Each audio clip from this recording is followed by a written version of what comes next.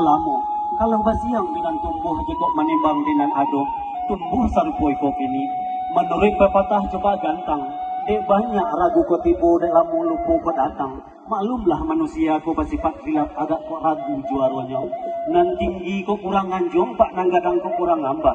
Sabab dek sasak dengan sampi, aluran di hati ko ke bawah, batu di tengah ko ke tapi. Ko indahnya sanang dia sejahtera, pak ko kurang aman dia sentoso. Maaf diminta banyak-banyak izin jorela dari bapak.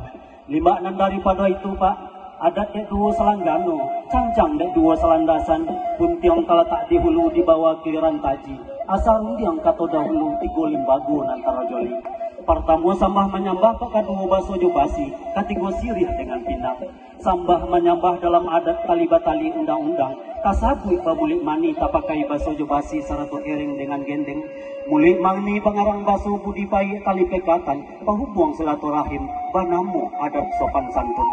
Raja alam di Minangkabau pamuncak di 50. Iyo carano orang namogan. Ramu-ramu tabang melayang pak melayang ko tetangga. Banyaknya ampik pula ampik. Indah carano bukan kapalang talatak di tangga-tangga. Dilingkung kurang narapit. Itu carano pulang pai pak dari Sikoko. Kapanggilan dari pangkal lalu kau juang talayak kurang tangga talayang kurang hati. Sampai